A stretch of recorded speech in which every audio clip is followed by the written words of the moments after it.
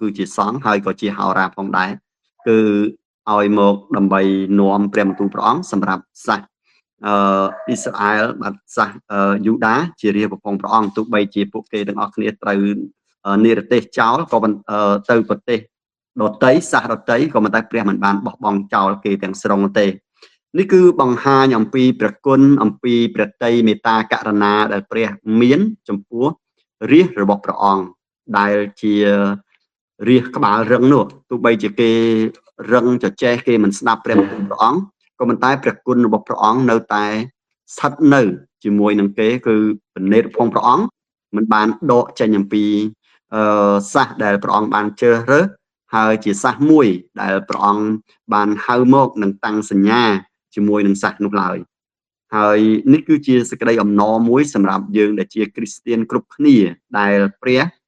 បានសន្យាគឺជាគំរូជាស្រេចសម្រាប់យើងដែលសម្រាប់ជាគ្រីស្ទានដែលព្រះបានសន្យាថាព្រះអង្គនឹងមិនបោះបង់ចោលយើងឡើយត្បិតព្រះនាមទ្រង់គឺយេស៊ូមានន័យថាជាព្រះសង្គ្រោះហើយនាមរបស់ព្រះអង្គមួយទៀតគឺអេម៉ាញូអែលគឺព្រះអង្គគង់នៅជាមួយនឹងយើងខ្ញុំដូច្នេះនេះគឺជាគំរូមួយដ៏ល្អសម្រាប់យើងរាល់គ្នាដែលបញ្ជាក់ប្រាប់ថាបើទោះបីជាសាសយូដាក្បាលរឹងមិនស្ដាប់មិនដើរតាមព្រះបន្ទូលព្រះអង្គដែលព្រះអង្គបានបញ្ជូនហោរារបស់ទ្រង់ពីម្ដងទៅម្ដងដើម្បីរំលឹកក្រៅរំលឹកពួកគេឲ្យបានដឹងខ្លួនឲ្យគេបានបែរមកឲ្យព្រះអង្គវិញឲ្យគេបានបោះបង់ចោលអំពើបាបឲ្យគេបោះបង់ចោលគំនិតបោះបង់ចោលតាមរបៀបលោកីកុំឲ្យគេរស់នៅតាមបែបជាសាសដែលអត់មានព្រះឡើយតែឲ្យគេបានបែរមករស់នៅក្នុងសាសមួយដែលជាសាសបរិសុទ្ធឲ្យសមជាមួយនឹងសាសឋានសួគ៌នោះគឺបើទោះបីជាគេបោះបង់ចោលព្រះអង្គក៏ដោយតែព្រះអង្គអត់ដែលបោះបង់ចោលគេទេហើយនៅពេលនេះគឺខណៈពេលដែលព្រះបានបណ្ដេញគេទៅបណ្ដេញចេញពីទឹកដីយូដាជាទឹកដីសន្យាគឺព្រះអង្គបានបណ្ដេញគេមែនក៏ប៉ុន្តែព្រះអង្គអត់បោះបង់ចោលគេទេគឺព្រះអង្គនៅតែទតមើលពួកគេហើយមិនតែប៉ុណ្ណឹងគឺព្រះអង្គបានបញ្ជូនអ្នកបម្រើព្រះអង្គគឺហោរាអេសេគៀលនឹងឯងគឺជាតាមពិតគាត់ជាសង្ឃផងជាហោរាផងអញ្ចឹងគឺឲ្យថាជាហោរាចុះគឺហោរាអេសេគៀលនឹងឯងដើម្បីនាំព្រះបន្ទូលព្រះអង្គទៅកាន់ពួកសំណល់ដែលត្រូវបាននិរទេសទៅឯបាប៊ីឡូនគឺព្រះអង្គនៅតែយកប្រតិយទុកដាក់ដូច្នេះជាមួយនឹងគ្នាខ្ញុំសូមអាននៅក្នុងព្រះគម្ពីរដើម្បីចែករំលែកក៏ដូចជារងចាំវត្តមានរបស់លោកគ្រូនឹងចូលរួមជាមួយនឹងយើងវិញគឺខ្ញុំអាននៅក្នុងព្រះគម្ពីរអេពីសូតជំពូក1គឺពីខ1រហូតដល់ខទី14និយាយអំពីសេចក្តីសន្យារបស់ព្រះដែលព្រះបានជ្រើសរើសមនុស្សមួយក្រុមគឺអស់អ្នកដែលជឿដល់ព្រះអង្គគឺព្រះអង្គបានជ្រើសរើសសម្រាប់ព្រះអង្គហើយព្រះអង្គបានជ្រើសរើសតាំងពីណាមកហើយព្រះអង្គបានសន្យាដូចម្ដេចខ្លះហើយខ្ញុំនឹងចែករំលែកជាព្រះបន្ទូលព្រះអង្គដើម្បីលើកទឹកចិត្តហើយដើម្បីឲ្យអស់លោកបងប្អូនដែលមិនទាន់ជឿព្រះអង្គនៅឡើយសូមពិចារណាដល់អង្គព្រះយេស៊ូវគ្រីស្ទដែលព្រះអង្គកំពុងតែរងចាំហើយព្រះអង្គកំពុងតែស្រឡាញ់អស់លោកបងប្អូនស្វាគមន៍បងប្អូនដើម្បីឲ្យចូលមកក្នុងនគរព្រះអង្គចូលក្នុងគ្រួសារក្នុងមហាគ្រួសារដ៏ធំនៅលើផែនដីនេះហើយទទួលយកសេចក្តីស្រឡាញ់ទទួលយកការអត់ទោសបាបអំពីអង្គព្រះយេស៊ូវគ្រីស្ទហើយនេះគឺជាព្រះបន្ទូលសន្យារបស់ព្រះគឺខ្ញុំអាននៅក្នុងព្រះគម្ពីរអេពីសូជំពូក1បាទខ្ញុំអានពីខ3ទៅរហូតដល់ខទី14អញ្ចឹងខមុនដំបូងខ្ញុំសូមអានត្រឹមខទី3រហូតដល់ខទី6សិនដើម្បីកាត់ជាអន្លើជាកង់ដើម្បីងាយស្រួលសម្រាប់អស់លោកបងប្អូនដែលកំពុងតែតាមដានស្ដាប់ក៏ដូចជាសម្រាប់អស់លោកបងប្អូនដែលស្គាល់ព្រះហើយទើបតែស្គាល់ព្រះផងដែរគឺខ្ញុំសូមអានជូនសូមសរសើរដល់ព្រះដ៏ជាព្រះវរបិតានៃព្រះយេស៊ូវគ្រីស្ទជាព្រះអម្ចាស់នៃយើងរាល់គ្នាដែលទ្រង់បានប្រទានពរមកយើងក្នុងព្រះគ្រីស្ទដោយគ្រប់ទាំងព្រះពរខាងព្រលឹងវិញ្ញាណនៅស្ថានដ៏ខ្ពស់តាមដែលទ្រង់បានរើសយើងរាល់គ្នាក្នុងព្រះគ្រីស្ទតាំងពីមុនកំណើតលោកីមកប្រយោជន៍ឲ្យយើងរាល់គ្នាបានបរិសុទ្ធហើយឥតកន្លែងបន្ទោសបាន នៅចំពោះទ្រង់ដោយសេចក្តីស្រឡាញ់ពីព្រោះទ្រង់បានតម្រូវយើង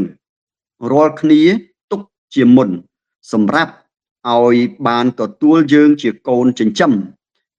ដោយសារព្រះយេស៊ូវគ្រីស្ទតាមបំណងព្រះハរតីទ្រង់ខ6ដើម្បីនឹងសរសើរដល់ព្រះគុណដ៏ឧត្តមរបស់ទ្រង់ដែលបានផ្ដល់មកយើងរាល់គ្នាទទេក្នុងព្រះរាជបុត្រាស្ងួនភ្ញារបស់ទ្រង់នេះគឺជាព្រះបន្ទូលព្រះអង្គដែលបានប្រាប់ដែលសរសេរដោយអ្នកសំណពផងព្រះអង្គដែលព្រះវិញ្ញាណបរិសុទ្ធរបស់ព្រះបានដឹកនាំបានបណ្ដាលឲ្យអ្នកសំណពផងព្រះអង្គដែលលោកអ្នកសរសេរព្រះគម្ពីរនេះគឺគាត់មានឈ្មោះថាប៉ូលជាសាវកដែលព្រះយេស៊ូវគ្រីស្ទបានរើសតាំងឲ្យលោកបាននាំដំណឹងល្អ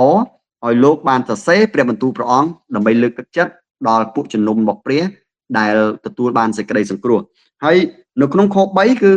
លោកសាវកប៉ុលលោកបានមានប្រសាសន៍យ៉ាងច្បាស់ដូចជាអស់លោកបងប្អូនបានស្ដាប់នៅការដែលខ្ញុំអានបាញ់មិញគឺលោកបាន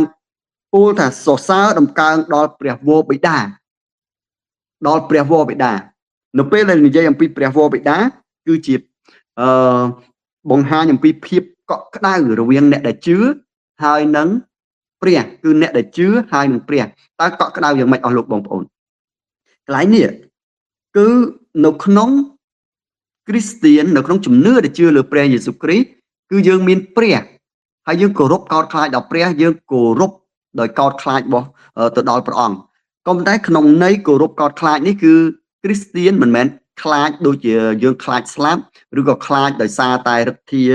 នុភាពដោយដាវដោយលំពេងឬក៏គំរាមកំហែងឬក៏ខ្លាចខុសអញ្ចេះខុសអញ្ចោះនោះទេក៏ប៉ុន្តែសម្រាប់គ្រីស្ទានកោតខ្លាចដល់ព្រះគឺកោតខ្លាចក្នុងន័យជាគ្រួសារក្នុងន័យគោរពដូចជាឪពុកបង្ហាញក្តីស្រឡាញ់ដល់កូនឪពុកម្ដាយបង្ហាញអំពីការយកប្រតិទុកបាទសំទោសយកចិត្តទុកដាក់ជាមួយនឹងកូនហើយកូននឹងឯងគឺយើងនិយាយភាសាមួយហៅថាកាតព្វកិច្ចរបស់កូនគឺចូលទៅចំពោះព្រះដោយគោរពដោយកោតខ្លាចហើយមិនមែនកូនខ្លាចឪពុកនោះទេលើកលែងតែកូនធ្វើខុសប្រឆាំងជាមួយនឹងឪពុកទៅខ្លាចត្រូវបំពាត់ខ្លាចត្រូវការស្ដីបន្ទោសអញ្ចឹងទៅអញ្ចឹងកន្លែងនេះក្នុងជំនឿបរិសុទ្ធគឺជាជំនឿរបស់គ្រីស្ទានទទួលបានសេចក្តីសង្គ្រោះគ្រីស្ទាននៅចំពោះព្រះគឺមិនមែនដោយខ្លាចនោះទេមិនមែនខ្លាចព្រះដោយដូចជាសាសនាផ្សេងទេក៏ប៉ុន្តែគឺគោរពកោតខ្លាចដោយស្រឡាញ់គឺគោរពដោយស្រឡាញ់ដល់ព្រះតែដូច្នេះហើយបានជាសាវកប៉ុលបានប្រាប់ថាសរសើរដំកើងដល់ព្រះដែលជាព្រះវរបិតាហើយព្រះវរបិតាគឺជាព្រះវរបិតានៃយើងរាល់គ្នាដែលជាអ្នកជឿគឺជាអ្នកដែលព្រះបានហៅគឺជាអ្នកដែលព្រះបានសង្គ្រោះដោយសារតែព្រះលោហិតរបស់អង្គព្រះយេស៊ូវគ្រីស្ទគឺព្រះអង្គបានហៅមកហើយបន្តមកទៀតនៅក្នុងខទី3ដដែលនឹងឯងគឺបានប្រាប់ថាសរសើរដំកើងដល់ព្រះនៃព្រះវរបិតាជាព្រះអម្ចាស់នៃយើងរាល់គ្នាដែលទ្រង់បានប្រទានពរមកយើងក្នុងព្រះគ្រីស្ទដោយគ្រប់ទាំងព្រះពរខាងព្រលឹងវិញ្ញាណអស់លោកបងប្អូនជាទីគោរពជាទីរាប់អាននៅក្នុងនេះព្រះបន្ទូលព្រះអង្គបានបញ្ជាក់យើងយ៉ាងច្បាស់បានប្រាប់ថាទី1គឺព្រះបន្ទូលព្រះអង្គបានប្រាប់ថាព្រះគឺជាឪពុករបស់អ្នកដែលជឿគ្រប់រូបគឺអស់អ្នកដែលបែរមកឲ្យព្រះអង្គអ្នកដែលបែរចេញពីអំពើបាបអ្នកដែលបែរចេញអំពីការត្រាប់តាមនៃសាសរតីដូចជាយើងបានស្ដាប់បានរៀនព្រះបន្ទូលព្រះអង្គជាមួយនឹងលោកគ្រូខាងដើមដែលសាសយូដានោះដែលទទួលបានសេចក្តីសង្គ្រោះគឺជាសាសរបស់ព្រះនោះគឺព្រះទ្រង់ទទួលយកអ្នកដែលជឿគឺយើងរាល់គ្នាគឺទទួលយកយើងរាល់គ្នាដូចជាព្រះអង្គទទួលសាសយូដាធ្វើជារាជរបស់ព្រះអង្គអញ្ចឹងទោះបីជាពេលខ្លះគឺជួបយើងធ្វើបាបយើងអត់បានស្ដាប់បង្គាប់របស់ព្រះទៅត្រាប់តាមសាសរតីក៏ប៉ុន្តែព្រះអង្គមិនដែលបោះបង់ចោលនោះទេគឺព្រះអង្គនៅតែយកប្រតិទុកដាក់ព្រះអង្គនៅតែតាមការពារតាមថែរក្សាពីព្រោះជាកូនព្រះអង្គដែលព្រះអង្គបានហៅដែលព្រះអង្គទ្រង់បានលួសមកដោយព្រះលិខិតរបស់ព្រះអង្គគឺព្រះអង្គបានលួសព្រះអង្គបានហៅមកដោយព្រះគុណករណានៃទ្រង់ហើយព្រះអង្គគឺជាឪពុកដូចគ្នាយើងអ្នកដែលជឿនៅពេលពីមុនយើងអត់ ប្រហែលយើងរស់នៅតាមរបៀបនៃសាសរតីយើងរស់នៅដោយមិនគោរពកោតខ្លាចដល់ព្រះដែលយើងរស់នៅគោរពប្រតិបត្តិដល់ព្រះខ្លែងខ្លាយឬក៏យើងរស់នៅដោយមិនស្គាល់ព្រះមិនកោតខ្លាចព្រះមិនមានទំនាក់ទំនងណាមួយជាមួយនឹងព្រះគឺយើងធ្វើអ្វីទៅតាមរបៀបដែលយើងរស់នៅលើផែនដីនេះគឺយើងនឹកឃើញយើងចង់ឃ្លានយើងទៅយកមកបរិភោគមិនថានៅពេលខ្លះអាចឈានដល់លួចគេដល់អីចឹងទៅគឺតាមរបៀបរបស់យើងដែលយើងរស់នៅតាមរបៀបហើយរបៀបទាំងអស់នោះគឺមិនត្រូវតាមបំណងប្រាថ្នារបស់ព្រះគ្រប់ទាំងទង្វើដែលយើងធ្វើនោះទេតាមរបៀបរបស់យើងក៏ប៉ុន្តែយើងវិលមើលនៅក្នុងព្រះបន្ទូលព្រះអង្គបានប្រាប់ថាទោះបីជាយើងពីមុននេះយើងពីមុនជាមនុស្សដែលរស់នៅតាមរបៀបលោកីមិនបានស្គាល់ព្រះមិនបានកោតខ្លាចដល់ព្រះមិនមានចំណែកណាមួយក្នុងនគរព្រះអត់មានឈ្មោះកត់ទុកក្នុងបញ្ជីជីវិតក៏ប៉ុន្តែនៅពេលយើងបែរមកឲ្យព្រះអង្គយើងស្គាល់ព្រះតាមរយៈព្រះយេស៊ូវគ្រីស្ទជាព្រះរាជបុត្រានៃព្រះនៅពេលនោះព្រះអង្គបានមានបន្ទូលប្រាប់យើងថាតាមរយៈព្រះបន្ទូលព្រះអង្គដែលយើងអានប្រាប់ថាគឺព្រះអង្គបានប្រទានពរមកយើងរាល់គ្នានៅក្នុងព្រះគ្រីស្ទគឺពរមកយើងរាល់គ្នាដោយនៅយើងរាល់គ្នានៅក្នុងព្រះគ្រីស្ទដោយគ្រប់ទាំងព្រះពរខាងឯព្រលឹងវិញ្ញាណនៅស្ថានដ៏ខ្ពស់បំផុតគឺពរខាងឯព្រលឹងវិញ្ញាណនៅស្ថានដ៏ខ្ពស់បំផុតនេះគឺជាជំនឿដែលយើងជឿទៅលើព្រះយេស៊ូវគ្រីស្ទហើយជាសេចក្តីសង្ឃឹមដែលយើងទទួលបានដែលហើយជាអាកំបាំងសម្រាប់មនុស្សយើងដែលនៅលើផែនដីនេះអាកំបាំងយ៉ាងម៉េចអាកំបាំងនោះគឺថាមានតែយើងដែលជាគ្រីស្ទានទេទើបអាចយល់ជីវិតខាងឯវិញ្ញាណមានន័យបែបដូចនេះជីវិតខាងឯវិញ្ញាណគឺនៅពេលដែលយើងរស់នៅលើផែនដីនេះគឺផែនដីនេះមិនមែនជាទ្រព្យសម្បត្តិមិនមែនជាមរតកដែលយើងសង្ឃឹមយើងពឹងផ្អែកអស់កលជានិច្ចទេគឺឧទាហរណ៍យើងមានផ្ទះនៅលើផែនដីនេះដូច្នេះផ្ទះដែលយើងនៅលើផែនដីនេះអាចល្អនៅលើផែនដីនេះអាចជាទីដែលយើងពេញចិត្តយើងផ្ដល់ជំរកផ្ដល់ភាពកក់ក្ដៅឲ្យយើងការពារដល់យើងហើយឲ្យអ្នកដទៃទៀតគេឃើញអូផ្ទះអ្នកឯងស្អាតណាស់ផ្ទះអ្នកឯងមានសណ្ដាប់ធ្នាប់ណាស់មានរបៀបរៀបរយណាស់អូកញ្ចក់ផ្ទះរបស់អ្នកឯងដាក់បែបនេះស្អាតណាស់អូទ្វារផ្ទះអ្នកឯងដាក់អញ្ចេះស្អាតណាស់រហូតដល់អូវាំងននអ្នកឯងដាក់ចេះគឺប្រហែលជាទាំងអស់ហ្នឹងគឺជាសោភ័ណភាពជាការពេញចិត្តរបស់យើងនៅលើផែនដីក៏ប៉ុន្តែផ្ទះហ្នឹងដែលយើងមាននៅលើផែនដីនេះនៅថ្ងៃមួយយើងអាចរស់នៅក្នុងផ្ទះហ្នឹងជារឿងរហូតទេឬមួយក៏នៅថ្ងៃមួយផ្ទះហ្នឹងនឹងត្រូវបានដកចេញពីយើងឬក៏យើងលក់ទៅដល់ឲ្យអ្នកផ្សេងទៀតគឺមានន័យថារបស់ទាំងអស់ហ្នឹងគឺនៅលើផែនដីនេះគឺវាមិនស្ថិតស្ថេរទេមិនស្ថិតស្ថេរនៅជាមួយយើងហើយយើងក៏មិនស្ថិតស្ថេរនៅក្នុងរបស់ដែលលើផែនដីនេះដែរហេតុដូច្នេះហើយអ្វីដែលសំខាន់ហើយជាអាកំបាំងរបស់គ្រីស្ទានអស់លោកបងប្អូនសូមពិចារណាកន្លែងនេះសម្រាប់អាកំបាំងដ៏ធំបំផុតសម្រាប់មនុស្សគឺរង្ខឹមហើយចង់បានជីវិតខាងឯវិញ្ញាណគឺនៅឯនគរឋានសួគ៌គឺនៅឯនគរឋានសួគ៌ជាកន្លែងដែលព្រះទ្រង់តាំងបល្ល័ង្កបរិសុទ្ធរបស់ព្រះអង្គហើយដែលយើងអាចនឹងចូលទៅឯបល្ល័ង្កដ៏បរិសុទ្ធរបស់ព្រះអង្គបានគឺមានតែមួយគត់នៅក្នុងព្រះគ្រីស្ទគឺដែលយើងឃើញនៅក្នុងខ3នៅក្នុងព្រះគម្ពីរអេភេសូជំពូក1ខ3អានប្រាប់យើងទទួលបានព្រះពរនោះគឺមានតែនៅក្នុងព្រះយេស៊ូវគ្រីស្ទហើយតាមរយៈព្រះយេស៊ូវគ្រីស្ទតែប៉ុណ្ណោះគឺយើងអត់អាចទទួលព្រះពរខាងឯវិញ្ញាណទៅឯនគរស្ថានសួគ៌ទៅទទួលយកផ្ទះដែលមិនចេះដែលមិនអាចនឹងដកចេញពីយើងទទួលយកទ្រព្យសម្បត្តិនៅនគរឋានសួគ៌ដែលមិនអាចនឹងទាញចេញពីយើងឬក៏យើងឃ្លាតចេញពីនគរឋានសួគ៌ដោយប្រការណាឡើយគឺអត់អាចបែកចេញអត់អាចយកយើងចេញបានឡើយដោយសារតែនគរនោះគឺបានប្រទានមកយើងដោយនៅក្នុងព្រះយេស៊ូវគ្រីស្ទគឺមានន័យថាយើងអាចទទួលបាននគរយើងអាចទទួលបានទ្រព្យសម្បត្តិយើងទទួលបានអំណាចយើងមានសិទ្ធិនៅក្នុងនគរឋានសួគ៌ដោយសារតែព្រះយេស៊ូវគ្រីស្ទគឺមិនមែនដោយយើងតែដោយសារតែព្រះយេស៊ូវគ្រីស្ទព្រះអង្គប្រទានឲ្យយើងគឺដោយសារតែព្រះយេស៊ូវគ្រីស្ទគឺព្រះបានកត់ឈ្មោះយើងទុកនៅក្នុងនគរឋានសួគ៌ហើយយើងមានឈ្មោះមានទ្រព្យសម្បត្តិហើយសាវកប៉ុលបានប្រាប់ថាគឺជាមរតកគឺជាព្រះពរដែលមកអំពីព្រះគឺជាព្រះពរខាងឯវិញ្ញាណគឺជាព្រះពរនៅស្ថានដ៏ខ្ពស់បំផុតហើយយើងមើលអ្វីទៅជាសេចក្តីសង្ឃឹមដែលយើងប្រកាសថាព្រះពរទាំងអស់នោះគឺនឹងមិនអាចដកចេញពីយើងបានទេទ្រព្យសម្បត្តិទាំងអស់នោះ គឺនឹងមិនដកចេញពីយើងបានឡើយអ្វីទៅជាក្តីសង្ឃឹមអ្វីទៅជាក្តីអំណរយើងមើលនៅក្នុងខ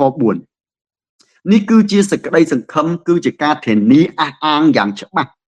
ថាព្រះពិតជាមិនបានដកពរនោះចេញពីយើងទេហេតុអ្វីសូមមើលខ្ញុំនឹងអានឲ្យបញ្ជាក់បានប្រាប់ថាដែលទ្រង់បានរើសយើងរាល់គ្នាក្នុងព្រះគ្រីស្ទតាំងពីមុនកំណើតលោកីមកប្រយោជន៍ឲ្យយើងរាល់គ្នាបានបរិសុទ្ធបាទខ្ញុំកាត់មកកណាត់ត្រឹមហ្នឹងសិនដើម្បីបញ្ជាក់បន្ថែមហេតុអីបានជាយើងធានាថាពរទ្រព្យសម្បត្តិទាំងអស់នោះមរតកដំណាក់ដែលនៅក្នុងនគរព្រះជីវិតអស់កលជានិច្ចឈ្មោះនៅក្នុងបញ្ជីជីវិតនៅឯនគរឋានសួគ៌ដែលមិនអាចដកចេញពីយើងបានទី1យើងឃើញនៅក្នុងនេះគឺបានប្រាប់ថាព្រះបានរើសយើងតាំងពីមុនកំណើតលោកីមកម្លេះមានន័យថាទោះបីជានៅថ្ងៃខាងមុខយើងអាចនឹងធ្វើអ្វីបានក៏យើងអាចនឹងធ្វើការមួយដែលព្រះមិនសពប្រហាតីយើងអាចធ្វើអំពើបាបណាមួយដោយសារតែនិស្ស័យសាច់ឈាមរបស់យើងដោយសារតែអំពើបាបដោយសារតែការលបួងណាមួយនៅក្នុងជីវិតរបស់យើងគឺនាំឲ្យយើងត្រូវវាយផ្ចាលដូចជាសាសយូដាអញ្ចឹងដោយសារតែការរឹងទទឹងគឺព្រះវាយផ្ចាលគេក៏មិនតែព្រះអង្គមិនដែលដកចំណែករបស់គេចេញអំពីសាសអ៊ីស្រាអែលដែលជាសាសយូដាដែលជាសាសសន្យាដែលព្រះបានសន្យាជាមួយនឹងអាយកោពួកគេឡើយគឺព្រះអង្គមិនដែលបលែងពួកគេឲ្យត្រូវវិនិច្ឆ័យទាំងស្រុងទេគឺព្រះអង្គនៅតែបញ្ជូនហោរាផងព្រះអង្គឲ្យទៅនាំព្រះបន្ទូលព្រះអង្គឲ្យគេស្វែងរកព្រះអង្គឲ្យគេបែរមកឲ្យព្រះអង្គវិញដូចគ្នាសម្រាប់យើងដែលជាគ្រីស្ទានយើងនៅពេលនេះគឺមនុស្សនៅគ្រប់ទីកន្លែងនៅលើផែនដីនេះគឺមិនមែនដោយសារតែការដែលយើងប្រព្រឹត្តនោះឡើយមិនមែនដោយសារតែទង្វើល្អឬក៏ទង្វើអាក្រក់របស់យើងនោះទេក៏មិនតែដោយសារតែសេចក្តីសម្រេចដោយសារតែការសម្រេចរបស់ព្រះដែលព្រះទ្រង់រើសយើងតាំងពីអត់ទាន់មានផែនដីមកម្លេះគឺព្រះបានជ្រើសរើសយើងជាស្រេចហើយព្រះអង្គជ្រើសរើសយើងយ៉ាងម៉េចគឺជ្រើសរើសយើងតម្រូវឲ្យយើងទទួលបានមរតកទទួលបានទ្រព្យសម្បត្តិទទួលបាននៅជីវិតនៅឯនគរព្រះនៅក្នុងព្រះយេស៊ូវគ្រីស្ទហើយយើងទទួលបានជីវិតទទួលបានមរតកទទួលបានចំណែកដែលមិនអាចនឹងដកចេញពីយើងបាននេះដោយសារតែព្រះយេស៊ូវគ្រីស្ទនៅក្នុងព្រះយេស៊ូវគ្រីស្ទគឺអ្នកដែលទទួលបានការសង្គ្រោះអ្នកដែលទទួលបានជីវិតអកលអ្នកទទួលបានឈ្មោះនៅក្នុងបញ្ជីជីវិតនៅឯនគរឋានសួគ៌ទទួលបានទ្រព្យសម្បត្តិទទួលបានមេត្រីភាពជាមួយនឹងព្រះគឺមានតែមួយគត់នៅក្នុងព្រះយេស៊ូវគ្រីស្ទនេះហើយដែលជាមូលហេតុដែលបញ្ជាក់ប្រាប់យើងពីសេចក្តីធានាដែលប្រាប់ថាសេចក្តីសង្គ្រោះដែលព្រះបានប្រទានឲ្យមរតកដែលព្រះបានប្រទានឲ្យគឺមិនអាចនឹងដកចេញពីយើងបានឡើយហើយនេះគឺជាព្រះពរដ៏ធំបំផុតដែលយើងមិនអាចនឹងយកអ្វីមកប្រៀបមកផ្ទឹមមកកាត់ថ្លៃបានឡើយគឺជាព្រះពរដែលគ្មានអ្វីមកផ្ទឹមបានពីព្រោះគឺជាព្រះពរខាងឯវិញ្ញាណពីព្រោះគឺជាសេចក្តីសន្យាដែលនៅអកលជានិច្ចហើយសេចក្តីសន្យានេះគឺព្រះអង្គបានសម្រេចដោយព្រះតីផងទ្រង់ផ្ទាល់គឺព្រះអង្គបានសម្រេចប្រទានមកយើងតាំងពីយើងអត់ទាន់មានវត្តមាននៅលើផែនដីតាំងពីផែនដីអត់ទាន់មានមកម្លេះឧទាហរណ៍ដូចជាខ្ញុំហើយបងអូនស្រីទូចក៏ដូចជាអស់លោកបងប្អូនដែលកំពុងតែតាមដានស្ដាប់ក្នុងកម្មវិធីជីវិតផ្លាស់ប្រែព្រះមានផែនការសម្រាប់អស់លោកបងប្អូនសម្រាប់បងអូនស្រីទូចសម្រាប់បងប្អូនទាំងអស់គ្នាគឺព្រះអង្គមានផែនការជាស្រេចហើយផែនការនោះឯងគឺឲ្យអស់លោកបងប្អូនទទួលបានជីវិតទទួលបានសេចក្តីសង្គ្រោះនៅក្នុងព្រះយេស៊ូវគ្រីស្ទហើយឲ្យយើងបានស្គាល់សេចក្តីសង្គ្រោះទទួលបានជីវិតទទួលបានមរតកទទួលបានព្រះពរនៅក្នុងព្រះយេស៊ូវគ្រីស្ទនោះឯងដែលយើងអាចយល់បានគឺយើងយល់នៅក្នុងព្រះយេស៊ូវគ្រីស្ទដោយការជឿលើព្រះយេស៊ូវគ្រីស្ទបើយើងអត់នៅក្នុងព្រះយេស៊ូវគ្រីស្ទទេយើងអត់យល់ពីព្រះពរនោះទេដូច្នេះជាការដែលអញ្ជើញអស់លោកបងប្អូនឲ្យពិចារណា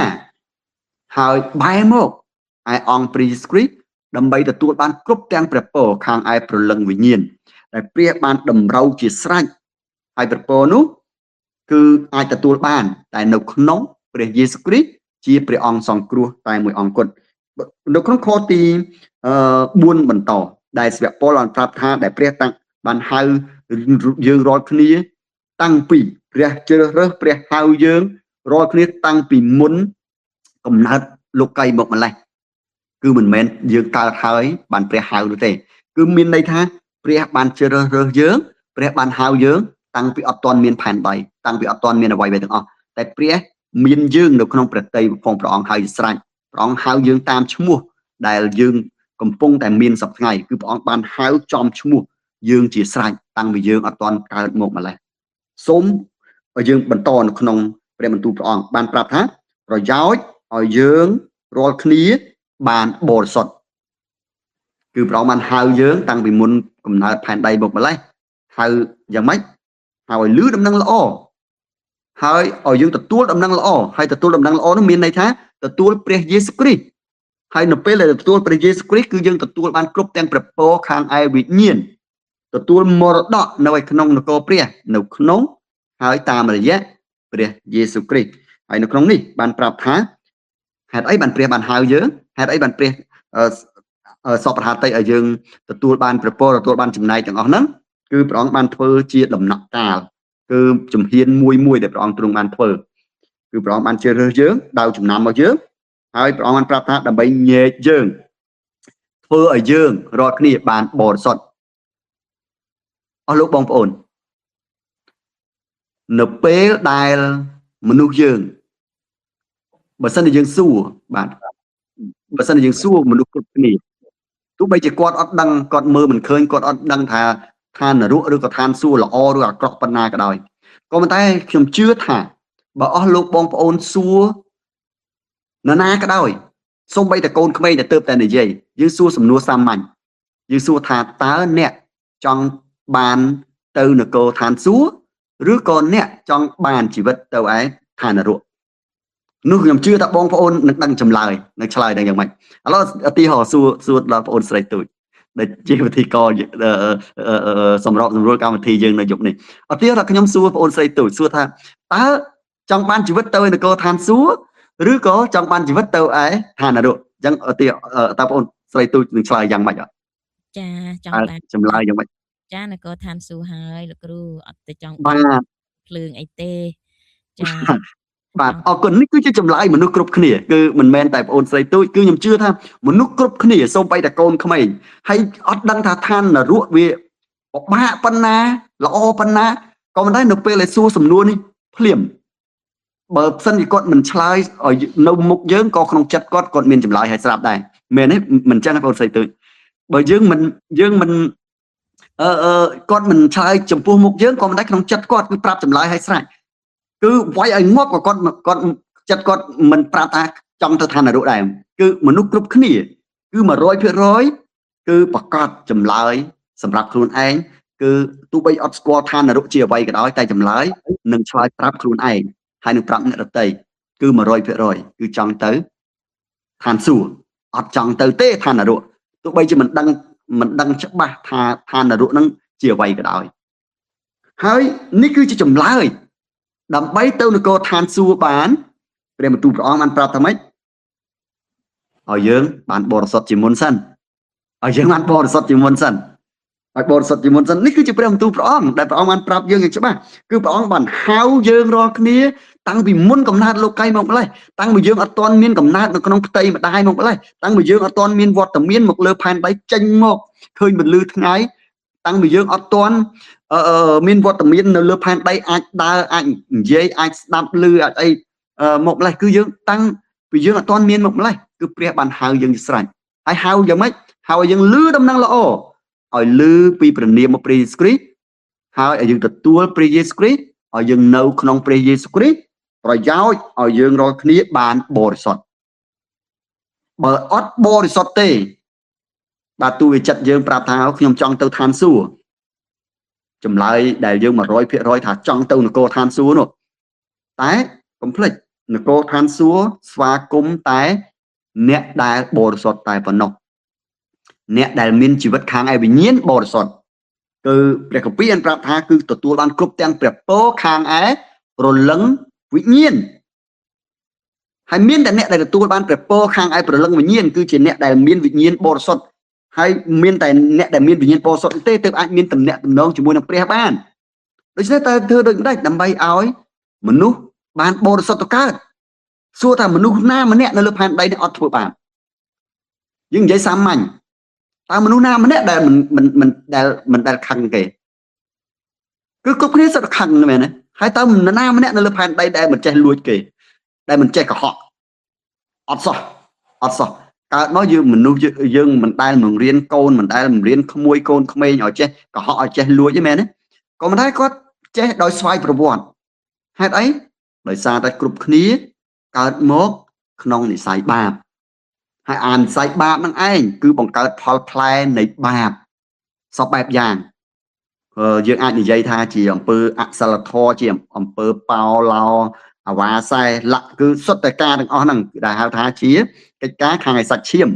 គឺតាមចំណង់ពីកំណើតរបស់យើងតាមនិស័យពីកំណើតរបស់យើងគឺទំនោរទៅប្រព្រឹត្តការដែលមិនល្អហើយខ្ញុំនិយាយអំបញ្ញមិញលើកជាឧទាហរណ៍សាមញ្ញរឿងលួចរឿងកុហករឿងអីអាហ្នឹងគឺជារឿងដែលបើយើងនិយាយទៅជាចំណែកមួយជាផលផ្លែនៃអំពើបាបដែលកើតចេញមកពីក្នុងខ្លួនរបស់យើងគឺមានន័យថាគ្រប់គ្នាកើតមកក្នុងអំពើបាបអត់បរិសុទ្ធទេគឺគ្រប់គ្នាមាននិស័យមួយប្រឆាំងទាស់ទទឹងជាមួយនឹងព្រះក៏ប៉ុន្តែសួរថាអ្នកដែលទាស់ទទឹងជាមួយនឹងព្រះអ្នកដែលធ្វើបាបអ្នកដែលជាប់អំពើបាប